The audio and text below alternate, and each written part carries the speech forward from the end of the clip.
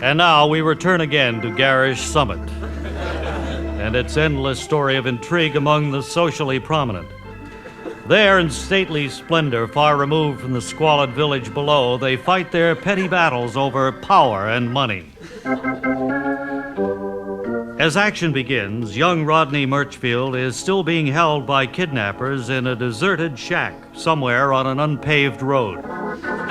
Meantime, his evil brother Caldwell is at the Murchfield Lead Mining Company, where he finds head bookkeeper Emery Humdorf keeping the books. Caldwell speaks. Good morning, Humdorf. I gather that Rodney isn't here again today? No, I believe he's still being held by kidnappers in a deserted shack somewhere on an unpaved road.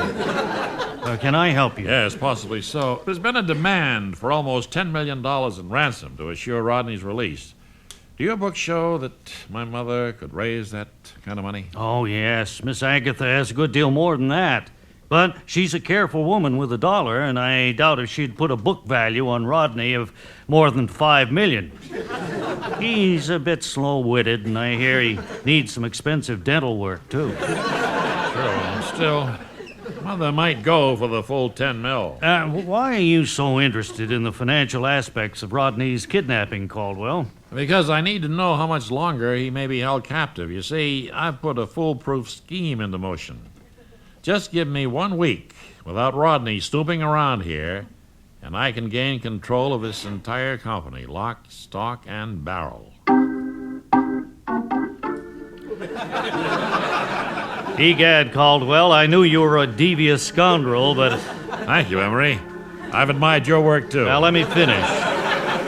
Caldwell, I was remarking that even though you're a devious scoundrel, I never thought you'd try to seize the family business. I wonder what Miss Agatha would do if she suspected this. Well, I'm delighted that this do-it-yourself form for drawing up a new will has arrived, Wilfred. Now I can go ahead with my plan for cutting Caldwell off without a red cent. As you wish, Mum. Well, that's definitely what I wish. Caldwell's been a terrible disappointment to me. He leaves his clothes hanging on the doorknobs.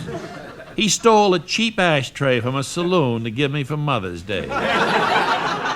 Now I suspect that he's trying to take advantage of Rodney's kidnapping to seize control of Murchfield Lead. I wouldn't know about that, Mum, but if you'll pardon the impertinence, should a woman of your means be writing a new will on a do-it-yourself form?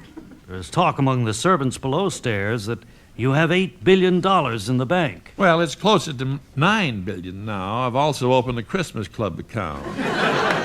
But that still doesn't mean I should shell out a fat $30 fee to some lawyer to write a will when this form, complete with each of the follow instructions, was only $1.98. Yeah, that's true, Mum, but if you'll pardon the impertinence, how can you cut Caldwell out of your estate when Rodney may already have been done in by kidnappers? There's no one else to leave your money to. Well, nonsense, Wilfred. There are all sorts of people. The mailman is a nice chap. And then there's the lady who feeds the cat when I'm out of town. Yes, Mum. If you'll pardon the impertinence, Mum, I notice that you're starting to fill out that form without putting on your glasses. Well, I misplaced them around here somewhere, and I admit I can't see beans without them. Could you find the line where the beneficiary's name goes and write in Charlie the mailman? Of course, Mum. I'll fill in everything real nice for you. Then there'll be nothing left for you to do but sign it quickly. Wonderful. My stars. I just wonder what my high-priced attorney, Bowden Pardue, would say if he ever found out how nicely I'm handling my own legal affairs for only $1.98. Your Honor, the medical report shows that Miss Agatha is crazy as a loon. I ask that I be given power of attorney to handle her affairs. Well, I'll have to give that some study, Mr. Pardue.